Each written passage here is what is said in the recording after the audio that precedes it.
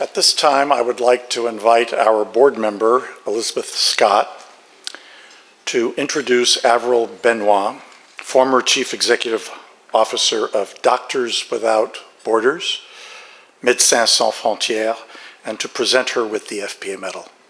Betsy. Medal's right here. Okay. So it's my great pleasure to introduce Avril Benoît, the former chief executive of Doctors Without Borders. Avril was educated at the University of Toronto and Cape Breton University and started her career as an award-winning journalist and broadcaster in Canada for 20 years. She joined Doctors Without Borders in 2006 because she was inspired by their mission and wanted to use her skills in this very important work. She served in a variety of roles, including Director of Communications and Development. In 2010, she went to Haiti as the Emergency Communications Coordinator after the devastating earthquakes. She describes in a video how the babies were being delivered by the truck headlights and how effectively her organization functioned in this emergency with generous generators running all the time, needed supplies, people, dedication, and know-how. And she said that her people are still in Haiti delivering important services, often in very dangerous places. In 2019, she was appointed CEO, and in this role, she's contributed to major movements worldwide, including the global mobilization to end attacks on hospitals and healthcare workers. She led operations to provide and help refugees, asylum seekers, and migrants in Mauritania, South Sudan, South Africa. She's been to the Democratic Republic of Congo, Haiti, Iraq, Lebanon, Mexico, Mozambique, Nigeria, Syria, Ukraine, to name just a few. In her 6 years in her role as CEO, she's overseen the great growth of this organization, where they now have 70,000 workers in 70 countries. I can imagine that all of you, including myself, have admired this wonderful organization, Doctors Without Borders, for decades. And now we have an honoree who has been on the ground in the midst of the humanitarian crisis, leading the charge all over the world. Avril describes herself in the following way. She said, "I'm a nonprofit executive who seeks to battle indifference, to inspire hope, to cement engagement and provoke action." This is what we all need in this world. As she describes who she is the nonprofit executive leading this charge. As I have learned about Avril's career, I have been inspired by her service, her vision, and her know-how, which is certainly diplomacy at its very best, and brings this world closer together. And thus, it is a particular honor, in the name of the Foreign Policy Association, to present to her at this Global Health Diplomacy Dinner the Foreign Policy Medal. Avril. Thank you so much. I wasn't entirely sure what was going to be said. A lot of things are said about Doctors Without Borders, not all of them nice. And one of the reasons for that is that we tend to take on the view that it's important to speak out in defense of people, of civilians who are caught in war zones, who are neglected, and it seems that that's not always appreciated. But I want to express my deep humility and thanks to the Foreign Policy Association for this honor. It really is lifting me up at a time when I'm thinking about what comes next in terms of my work. And of course, I just want to also say that I'm here because of the colleagues that have been my ride or die companions over many, many years. So not only in journalism during the 20 years that I did that, but also almost 2 decades with humanitarians who really role modeled courage under pressure in all these kinds of places where I was assigned. And really the extraordinary teams of Médecins Sans Frontières, MSF as we're known internationally, Doctors Without Borders in English, they taught me so much about what it takes to deliver good aid. Good intentions are not enough, you have to know what you're doing. And so the professionalism, the heart, the can-do spirit to get to the toughest places and to help the people in greatest need really is an accomplishment. And if you only knew some of the hurdles that those aid workers have to overcome when they're trying to work in a place like Port-au-Prince, where the gangs are controlling 80% of the city, most of the other international aid organizations have fled, people don't have money for the private healthcare system, and yet our teams are there delivering babies, doing trauma surgery, burn dressings over and over to young toddlers who are burned in the shanty towns as they knock over the little stoves with the boiling water. There are so many things that can go wrong, and yet our teams are there. And of course, it's mostly Haitian colleagues, it's mostly Congolese colleagues, it's mostly Syrian colleagues. 9 out of 10 of our staff, of the 70,000 plus that we have, I say we because I'm still in the spirit of the movement, 9 out of 10 are from the countries that are affected by these things, and more than half of our international staff are actually recruited from those places with all that experience that they gained locally before we then send them as mobile aid workers to other places in the world where their experience, their expertise will be useful. And it's all of this effort that I think really has taught me so much. I just wanted to say a couple of words about how I got here, because it's not a normal path for a rebellious kid from Ottawa and who dropped out of school and started working quite young. I was raised, though, by parents who believed that if you saw something wrong, you don't look away. You actually take action. You do something. And so in my early teens, my family sponsored 3 unaccompanied minors, 3 sisters from Vietnam who were part of the exodus, the boat people crisis that you may recall. They lived with us, they became part of our family, and my mom died soon after. And so it was left to us to scramble, to adapt, to figure out how to look after each other in those difficult moments of heartbreak, not only for them having left their own parents and family, but for us now in turmoil. And then, as a young reporter with a microphone and notebook in hand, plucky, insufficiently deferential to authority, making my way, I couldn't help but be really moved by what I saw of people again and again who had needs, who had needs that could be met by people with skills. And that's one of the reasons that this organization has meant so much to me, and it explains why I stayed so long despite one crisis after another.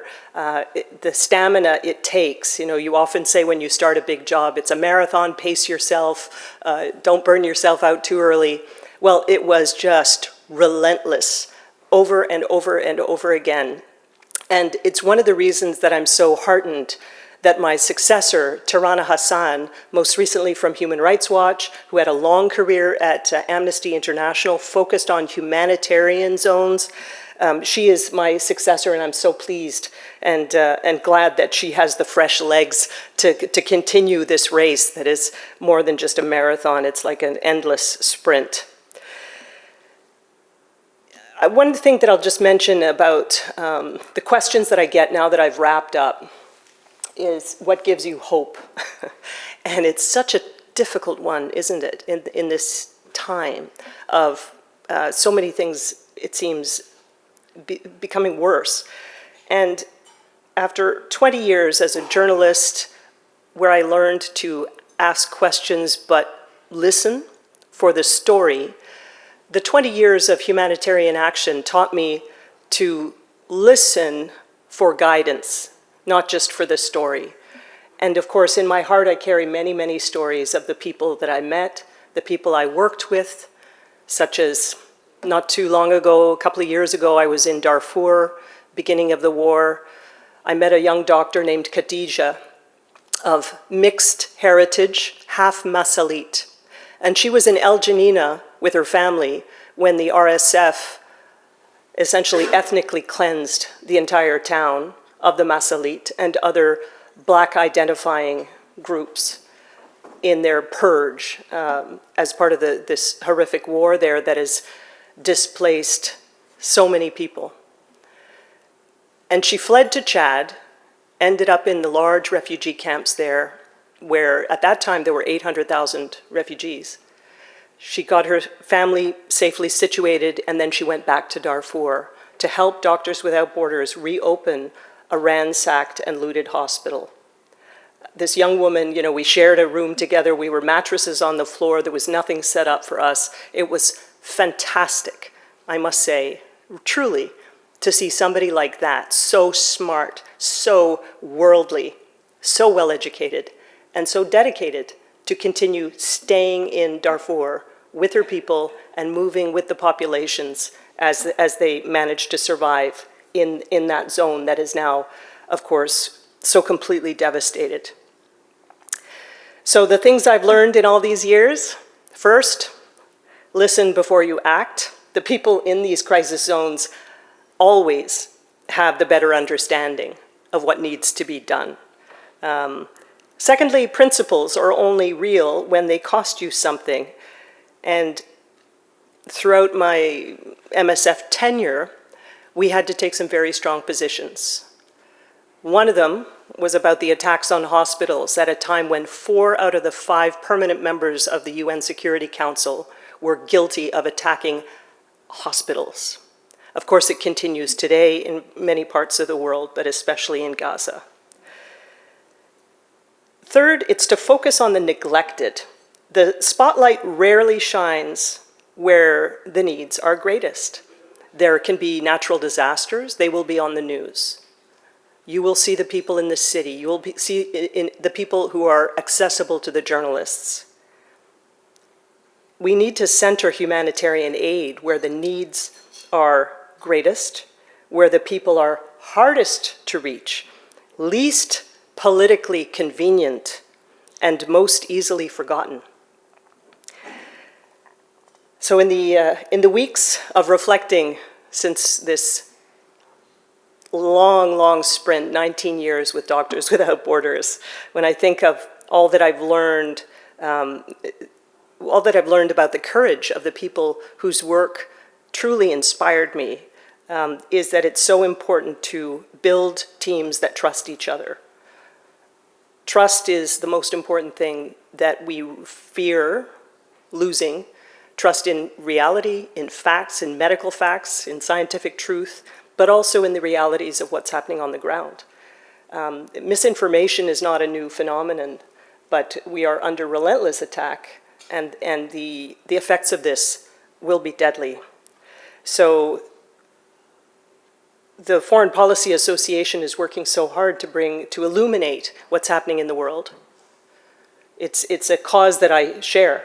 So I want to encourage everyone on Giving Tuesday, hashtag, to support the Foreign Policy Association. And as I look to my next chapter, not exactly sure what that will be, I do carry, of course, the conviction of knowing that we are obligated as people who care about humanity to defend dignity, human dignity, especially when no one is watching. Thank you so much, and I look forward to hearing the rest of the evening. Thanks for having me.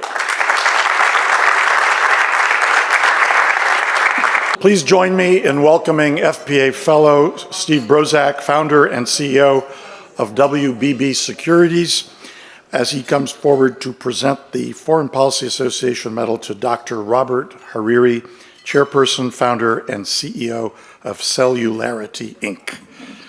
Steve.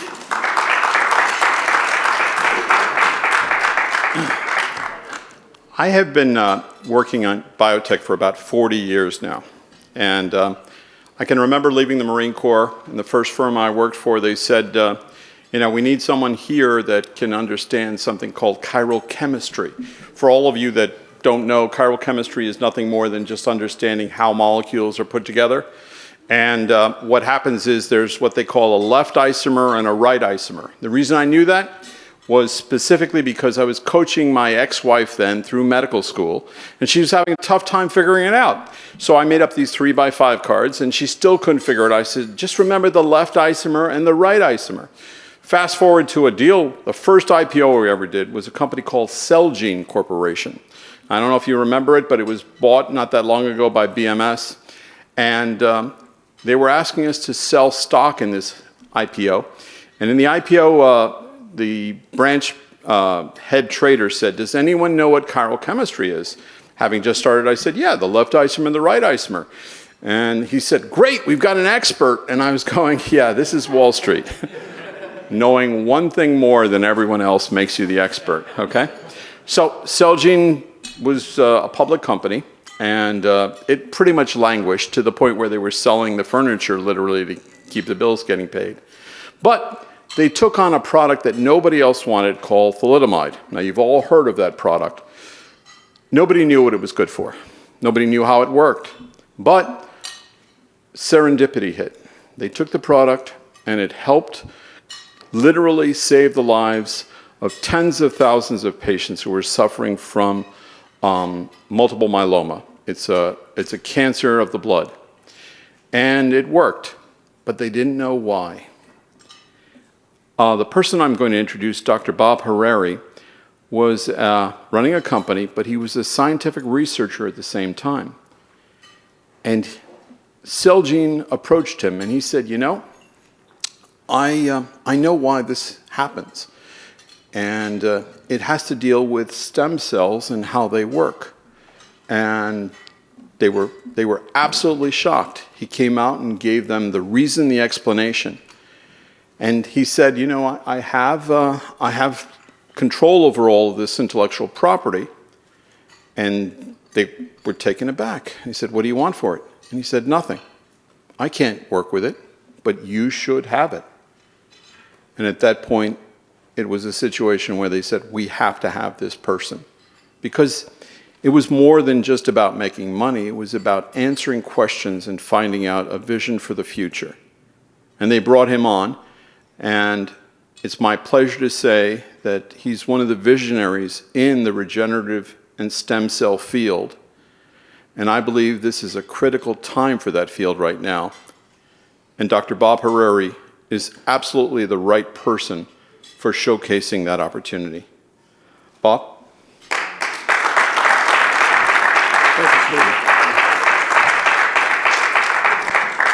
Thank you very much, Steve. It's a privilege to be here, and I am very grateful for the invitation. It's an honor to be part of such a community of remarkable movers and shakers, and get to meet and spend some time with everybody. So first and foremost, congratulations to all of tonight's honorees of the Foreign Policy Association Global Health Diplomacy Dinner.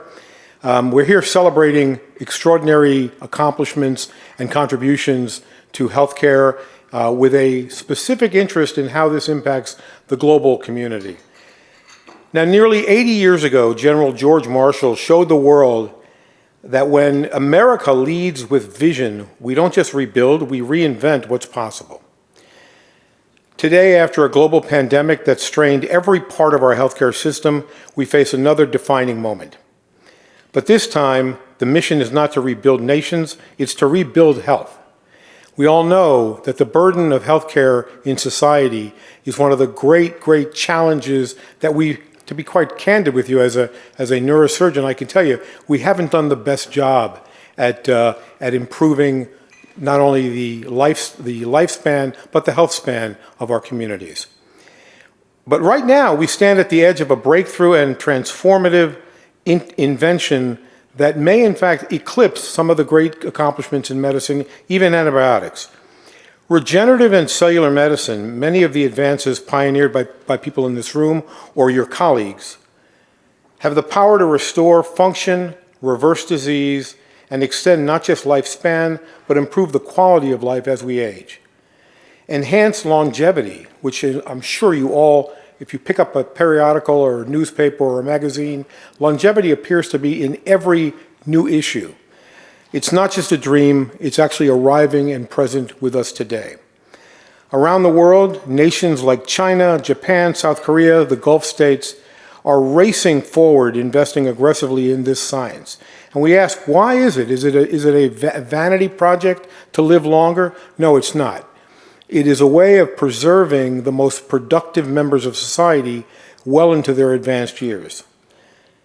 These countries such as China, Japan, South Korea are really, really good at extending what we do and generate here in the United States, but they don't have what America has, which is a uniquely powerful ecosystem of discovery, world-class research institutions, bold biotech entrepreneurs, some of which are in this room that I've had the pleasure of meeting, and they are incredibly capable of maintaining the spirit that is alive here and amongst our communities and colleagues and professional relationships. The need's never been greater because chronic disease consumes nearly 90% of virtually every advanced healthcare system and healthcare budget. It erodes productivity, burdens families, and even undermines military readiness, a topic of great concern, obviously, to this current administration. Imagine a healthcare system where we can rebuild heart tissue after heart attack, restore neural function after stroke or spinal cord injury, repair the immune system weakened by age or cancer, or even the way we manage cancer with chemotherapy. Regenerating muscle, bone, and joints will allow us to maintain mobility, high-performance mobility, well into our advanced years. This isn't science fiction as it's happening now, especially with the ethical and renewable sources that we've identified in the leftovers of a full-term healthy pregnancy. The work that I've spent the last 30 years on has been trying to turn living cells into medicines, and we stumbled upon the fact that something we discard at enormous frequency, the leftovers of a full-term pregnancy, in fact house the richest source of stem and progenitor cells known to biology. The beauty of it is it's an ethical, non-controversial source that can meet the scale requirements of a big therapeutic. Now, in my 30 years, I've spent some time developing medical devices, traditional therapeutics and pharmaceuticals, and I can tell you one of the greatest challenges, even after a successful clinical development period, where in a clinical trial you demonstrate safety and efficacy, one of the great challenges is how do you translate that into a scalable, deployable therapeutic that doesn't break the bank? I'll give you one example. How many of you have heard of CAR T therapy? So CAR T therapy is a tremendous revolution. It's a way of engineering your own immune system to hunt and kill your cancer. And that breakthrough, the stuff of Nobel Prizes. However, the cost of CAR T therapy exceeds $1 million per treatment. It's unsustainable in the healthcare system, in part because it's a bespoke therapeutic. What we've focused our attention on is using the leftovers of a pregnancy, something that is in a red biohazard waste bag, and turning that into an almost continually renewable resource. And to give you one example, from one placenta in our industrialized approach, we can manufacture 100,000 doses of a cell therapy product. And we can produce these products at hundreds of dollars, not tens of thousands or hundreds of thousands of dollars. So to seize this moment, we must lead with the same courage that has defined every major American scientific achievement that we know of. We need regulatory modernization, domestic biomanufacturing, and stronger pathways for veterans, service members, and patients everywhere to access curative therapy, not just for lifelong management, but to intervene and change the course of the natural history of the disease. What we do here in this country will soon extend and be available to the world. And so democratizing these technologies with scalable resources like placental-derived cells is an answer, I think, that is at our grasp today. Regenerative medicine embodies a simple but profound belief. Everyone deserves not only longer lives, but better lives, more functional lives, where we preserve high performance of mobility, cognition, immunity, and, be a little selfish, maintain youthful aesthetics, which some of you in this room might actually care about. Tonight we honor those turning those beliefs into reality. The work of my guests and colleagues here with me today is going to make that happen. And I believe that for the world, this enhanced health and resilience is in fact the basis for a revolution in medicine that goes from purely sick care to intervening prior to disease and maintaining wellness through healthy care. Thanks for this dedication, and congratulations again to all my colleagues here in the room, and I really appreciate the opportunity and the accommodation, because unfortunately, my largest source of capital for what I'm doing is from Asia, and I've got a board call at 11 o'clock tonight. So, thank you very much.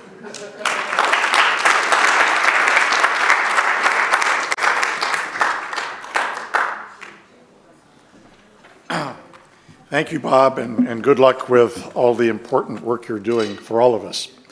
I'm delighted to welcome Maria Ghazal, President and CEO of the Healthcare Leadership Council, to present the FPA Medal to Dr. Mandy Cohen, National Advisor at Manatt, Phelps, and Phillips, and the 20th Director of the U.S. Centers for Disease Control and Prevention. Maria?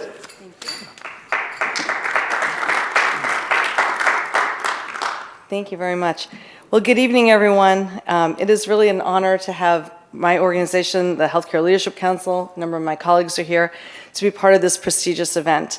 And personally, it's really a privilege to be able to introduce someone who is so deserving of this honor, Dr. Mandy Cohen. Many of you know Dr. Cohen for extraordinary leadership during some of the most challenging times in public health. As director of the CDC, she led a team of 12,000 in protecting health and improving lives around the globe, embedding lessons learned from the pandemic and strengthening core capabilities such as workforce, labs, and data systems. Her steady hand and authentic communication earned trust when it mattered most. In fact, during this time, she spoke at my very first Healthcare Leadership Council meeting as President and CEO, where another honoree tonight, Calvin Schmidt, is also the chairman. Almost 2 years ago, we were really honored to have her, and she provided very valuable insights to our membership, who are healthcare business leaders from every sector of healthcare and that take care of the care continuum. Before leading the CDC, Dr. Cohen transformed healthcare in North Carolina as Secretary of Health and Human Services. She launched the nation's first statewide platform to integrate social services with healthcare delivery, focusing on whole person health. She also held key leadership roles at CMS, the Centers for Medicare and Medicaid Services, that's part of the Health and Human Services Department, and in the private sector, always championing innovation and better care for patients. Today, as a national advisor with Manatt Health, Dr. Cohen continues to shape the future, helping states and organizations navigate care delivery and payment reforms, integrate data and AI, and strengthen public health strategies. Her expertise and vision are invaluable as we all work to improve health outcomes and build systems that truly serve people. And tonight, while we're here, her long-standing commitment to public health and public health education here and abroad, most importantly, is celebrated with the Foreign Policy Association Medal. It is a testament to Dr. Cohen's worldwide impact and her unwavering focus on advancing health and well-being across borders. As we gather for this global health policy dinner, her leadership reminds us that health is not only a domestic priority, although it is very much a domestic priority these days, but health is a cornerstone of international stability and progress. Her work exemplifies the power of collaboration and innovation to create a healthier, more secure world for all. So please join me in congratulating Dr. Mandy Cohen.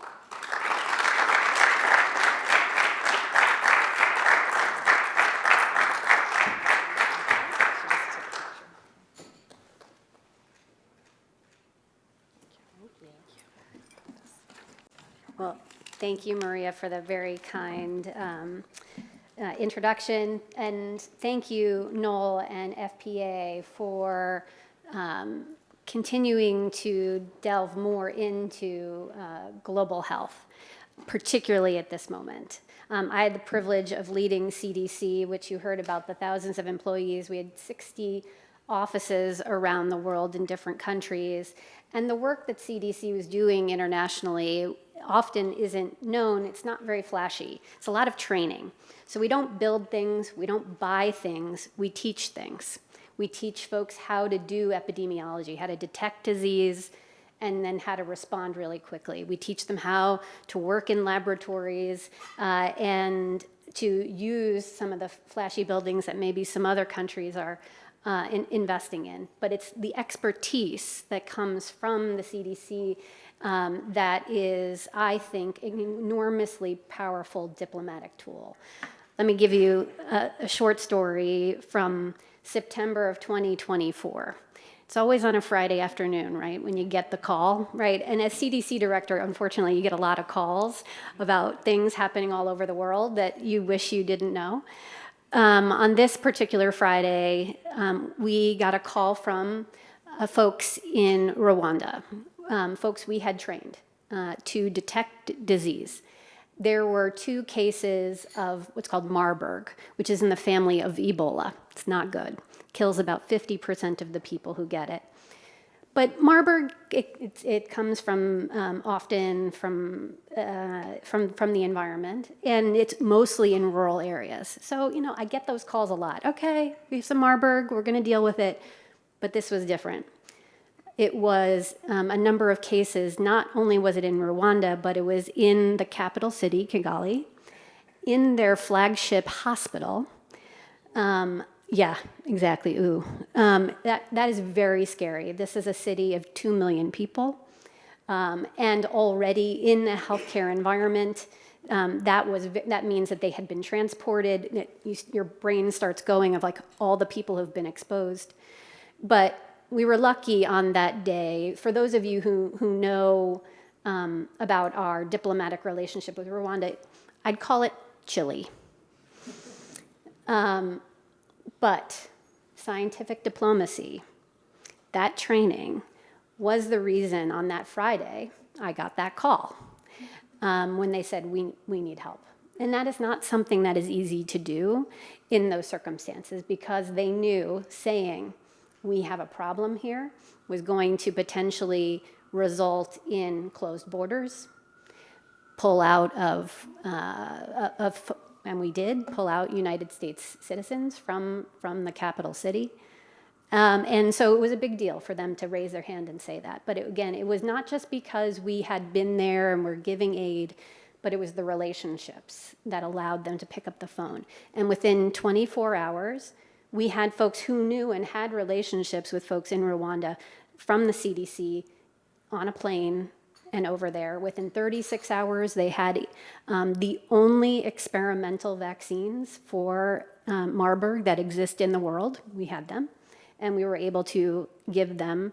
And we were able to contain that outbreak to only 20 people. That is shocking. I just can't tell you how shocking it is that we were able to contain that outbreak to just 20 people with the amount of exposures that were there in such a major city.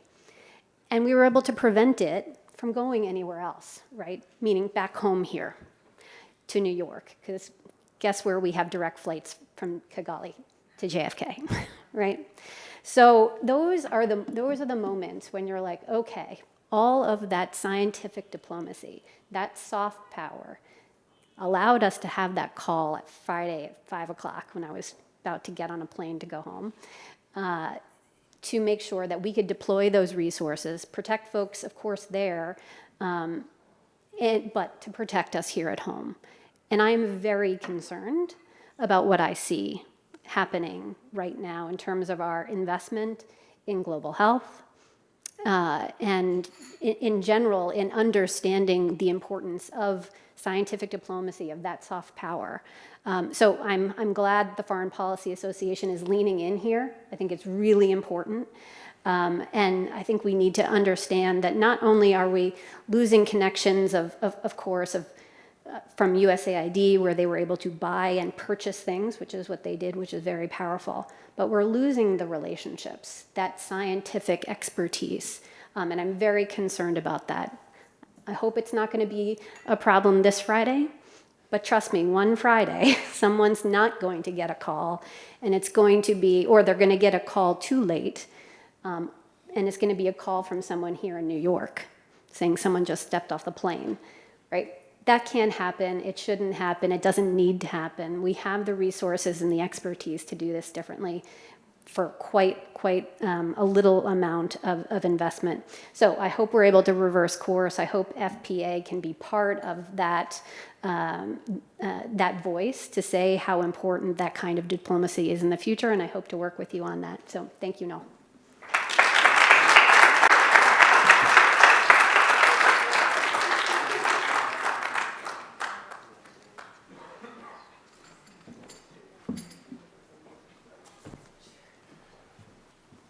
Thank you, Mandy, and we would love to work with you.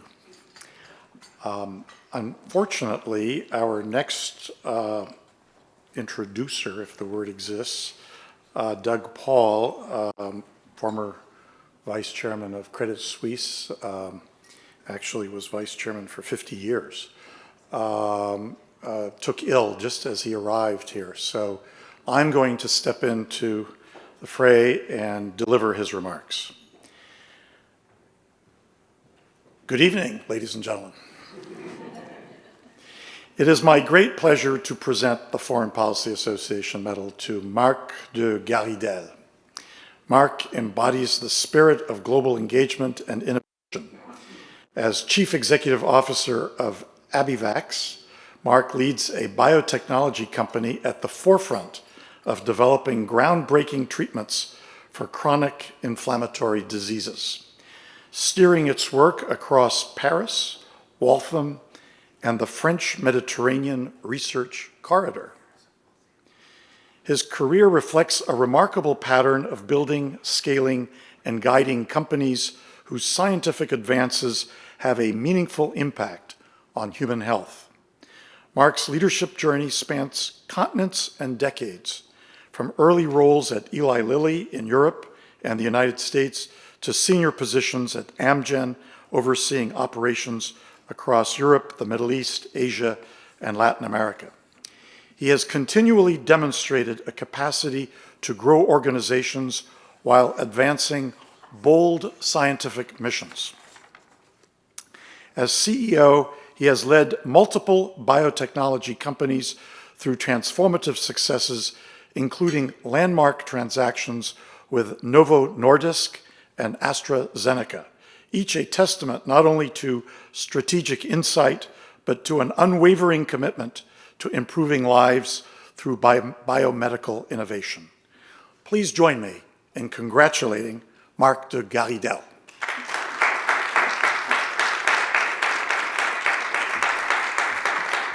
Thank you so much.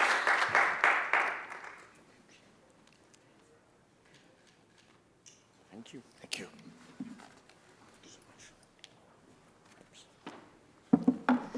So good evening. It's a great pleasure to be here today, and I'm indeed very honored, to be recognized.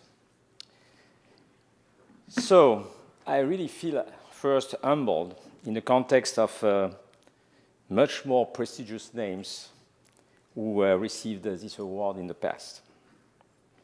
If I was raised in France, where I did my engineering school, I did my international master in management at Thunderbird and later my MBA at Harvard, which allowed me to work in teams of multiple nationalities and to realize that diversity is a great advantage in business.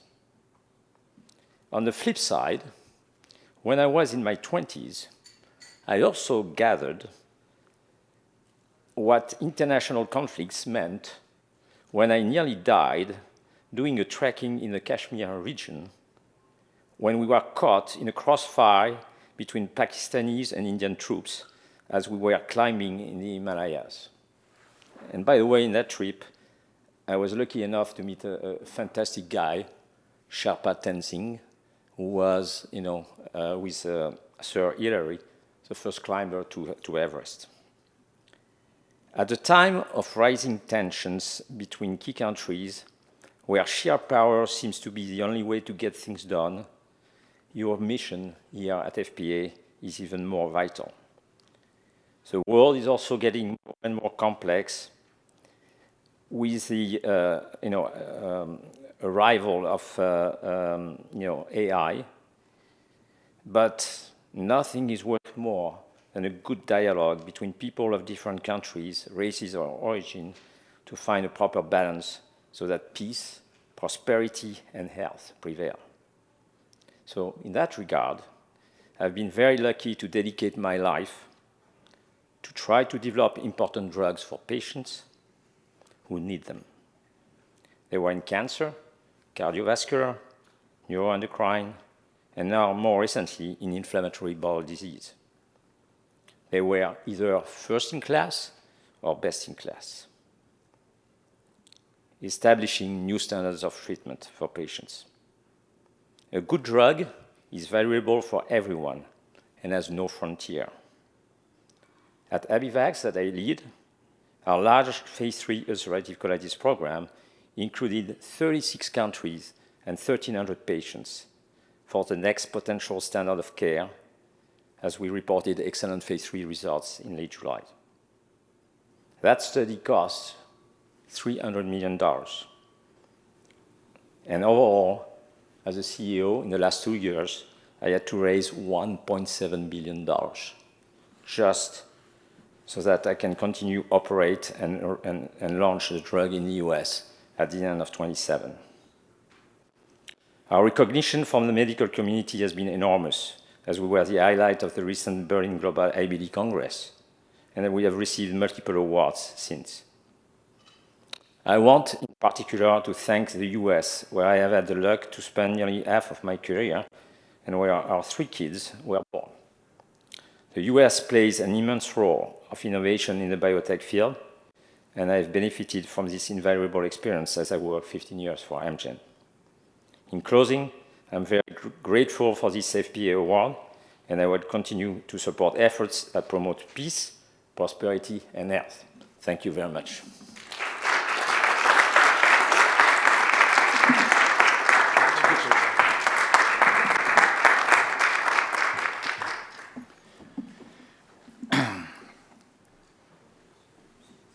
Thank you, Marc, for those very moving words, actually. I am pleased to invite at this time our fellow, Amelia Prunas, Senior Vice President and Senior Financial Advisor at Merrill Lynch Wealth Management, to present the FPA Medal to Dr. Robert Montgomery, Director of the NYU Langone Transplant Institute, who was recently recognized in this very room by the University Club as well. So you must feel very at home this evening. Amelia.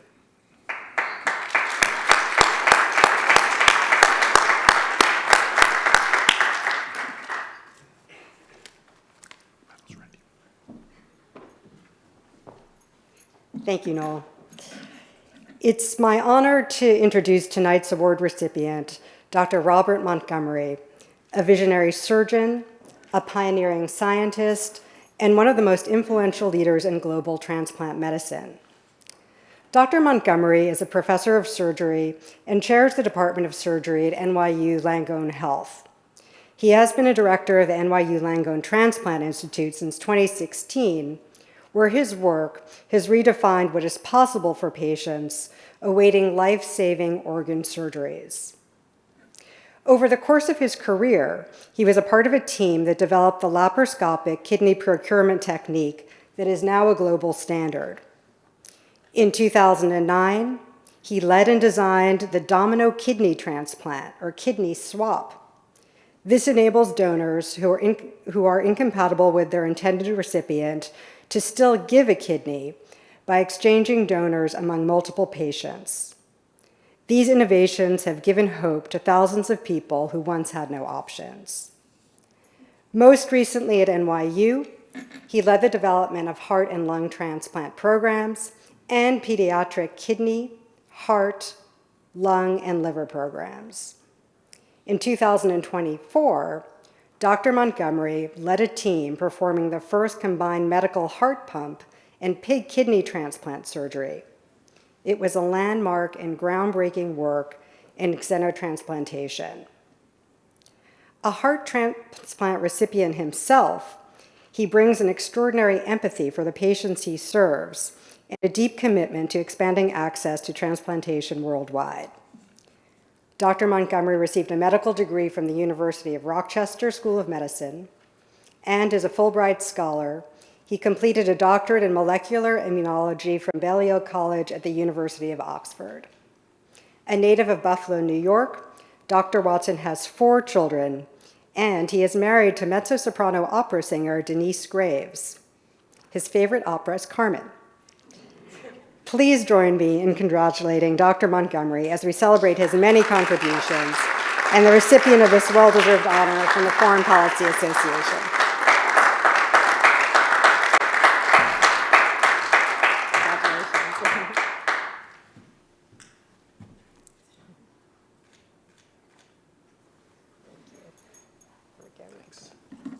Wow, that's beautiful. Well, thank you, Amelia. So I'm actually not going to talk about any of that.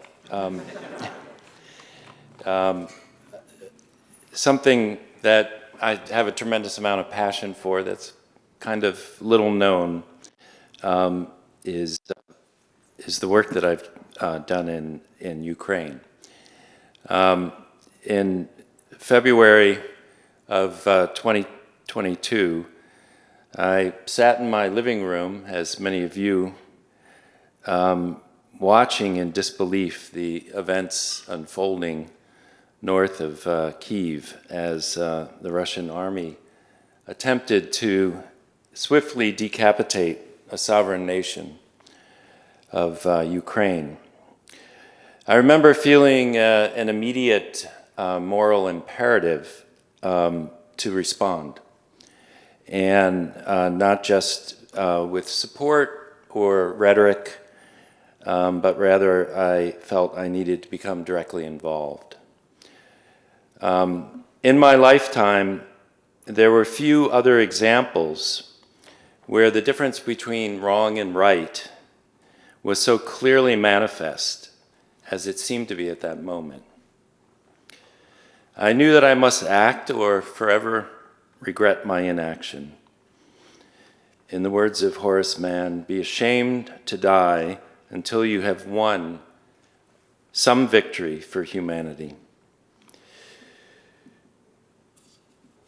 I knew Ukrainian surgeons were being deployed to care for military and civilian casualties. As a transplant surgeon and a heart transplant recipient myself, my thoughts went immediately with those who I knew would die waiting for an organ during the war. I contacted a friend who was a transplant nephrologist in Poland, and we attempted to meet our counterparts in Lviv and Kyiv virtually. But at that time, the Russian jamming of satellites was quite intense, and those attempts were futile. But the team in Lviv messaged us after one of those attempted meetings, saying simply, if you want to help us, come here and actually help us.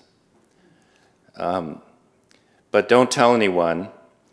We don't want our hospital to be bombed. So the challenge was laid at our feet in that brief communique. I took them at their word, and I told no one that I was going to Ukraine, except my wife a few hours before I boarded a plane for Krakow. I met my Polish friend near the border, and we spent 12 chaotic hours crossing into Ukraine on foot. We were met at midnight by 2 doctors who drove us to Lviv during a blackout. And the next morning, we were in the operating room doing what we knew how to do, urgent transplants for very sick people. We returned 4 more times over the next 3 years, operating during power failures and missile attacks. We raised hundreds of thousands of dollars and brought surgical equipment that we purchased by hand, carried it to Ukraine. So I accept this award on behalf of my friends and colleagues in Ukraine who are entering their fourth winter under siege and uncertainty, cold and dazed by sleepless nights filled with air raid sirens, the whiplash of diplomacy casting the fate of their country. I assure you that Ukrainians remain resolute. They don't just want the war to end. They want a just end to the war. So I thank you for this incredible honor, and I want to congratulate my fellow awardees.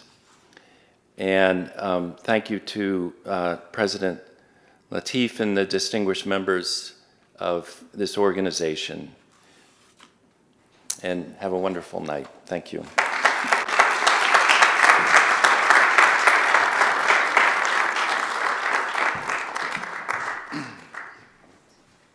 Well, Dr. Montgomery, thank you for enlightening us about what you've been doing in Ukraine. The FPA has put its spotlight on the conflict on multiple occasions, most recently when we had Professor Timothy Snyder come from Yale to talk about what he was doing there and on Ukraine, had just come back from Ukraine.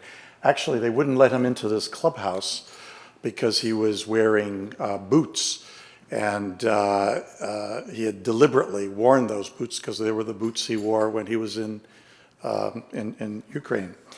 And I have to tell you that his remarks, which were put on our website and on YouTube, garnered something like 150,000 unique visits. So one of the most covered, followed talks at the FPA. So now it is my great pleasure to introduce not only a board member of FPA, but a good friend, Calvin Schmidt.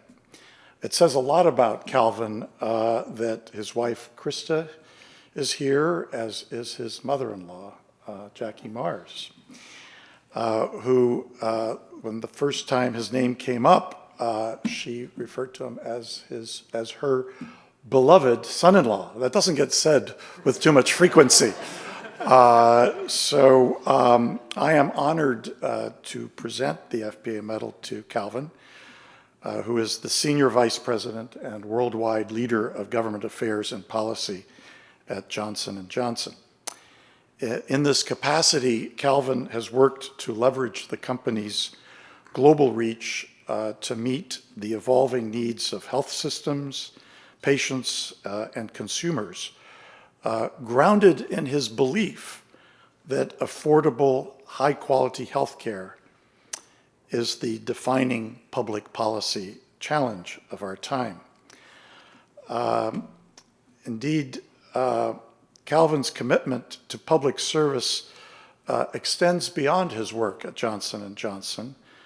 As mentioned by Maria, he serves as chairman of the board of directors of the Healthcare Leadership Council, a coalition of chief executives dedicated to elevating the quality and value of the U.S. healthcare system. He serves on the foundation board of overseers for the Children's Hospital of Philadelphia, the Alliance for Aging Research Board, and on the FPA board, his insights have been invaluable. Indeed, in the middle of the COVID-19 pandemic, Calvin briefed the FPA board on the lay of the land. It was a time when many world leaders, including President Emmanuel Macron of France, were urgently calling Calvin. FPA has had the opportunity to work closely with Calvin and his colleagues, including Phyllis Frost, who is with us this evening. The Global Health Partnership Learning Project that Calvin initiated was a multi-year initiative designed to strengthen public understanding of the COVID pandemic.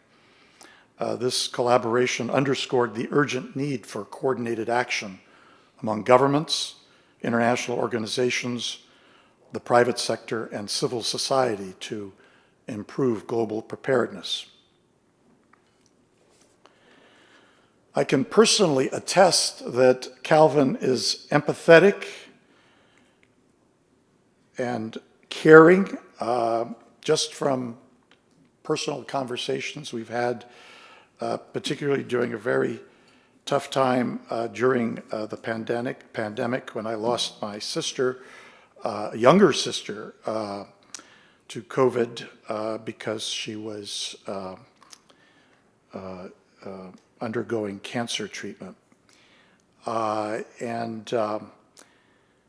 Calvin is the kind of thoughtful individual who, at our last lunch, brought with him as a present a large jar of honey from his own beehives.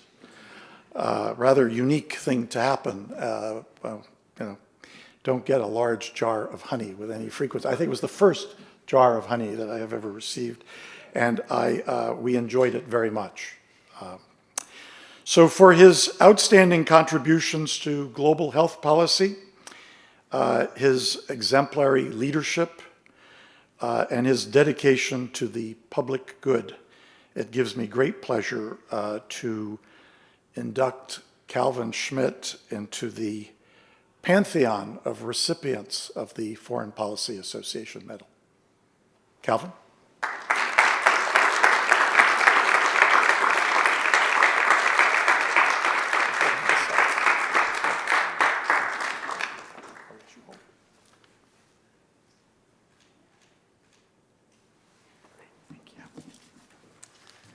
Okay. I have the distinguished honor of presenting you with a short 90-minute speech on the state of the world. All kidding aside, as you've heard from everyone that spoke tonight, this is an extraordinary honor. So thank you, Noel, and the Foreign Policy Association. I'm deeply grateful for the work that's been done for many, many, many years with the Foreign Policy Association in recognizing me tonight. As you saw in the video at the very beginning, FPA is essential to American life as we know it, educating citizens, elevating dialogue, and ensuring our nation remains informed with real facts and engaged on the most consequential issues facing our society. So your mission of FPA could not be more important. I'm also honored to be with my fellow colleagues. As you can see and hear and listen, what amazing leaders in the world that we have among us in this intimate evening. So I'm honored to be alongside of all of you. Your contributions from borders to the world, to CAR T therapy, to multiple myeloma, academia, diplomacy, the Ukraine, it's nowhere short of amazing. For me, healthcare, as you have heard, is extremely personal. It is for each of you, each of your families. During the COVID-19 pandemic, I had the privilege of leading, working, and engaging with the vaccine. We ended up vaccinating 500 million people in the low and middle income countries of the world. And I can't think of a more, at a not-for-profit basis, I'll mind you, and I can't think of a more important task that we had to do of our time at that time. The experience during which was very, very difficult and very, very challenging, reaffirmed something that I believe extremely deeply. The intersection of healthcare and foreign policy is not a theoretical concept. It's strategic. You heard Dr. Cohen, my distinguished colleague, say it tonight.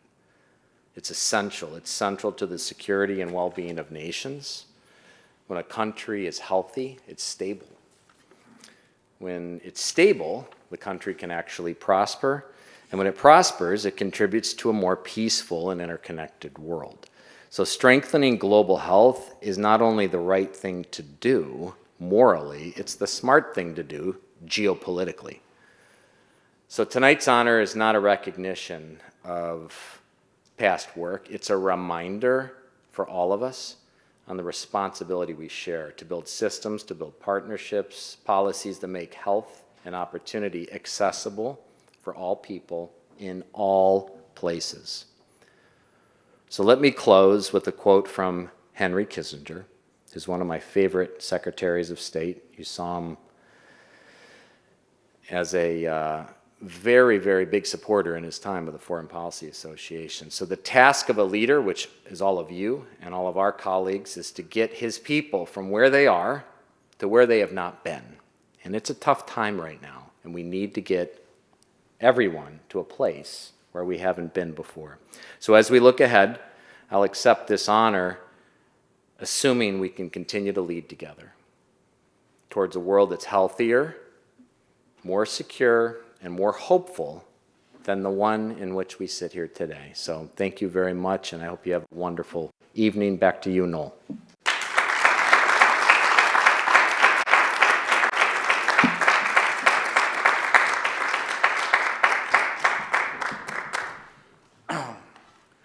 Well, I always say that the greatest asset of the Foreign Policy Association is our board of directors, and you just vindicated that. I'd like to ask that we all give a hand of applause for the honorees.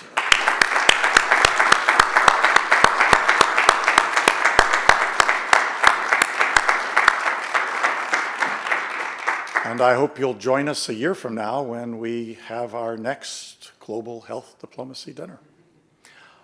Please get home safe and have a good rest of the evening. Thank you.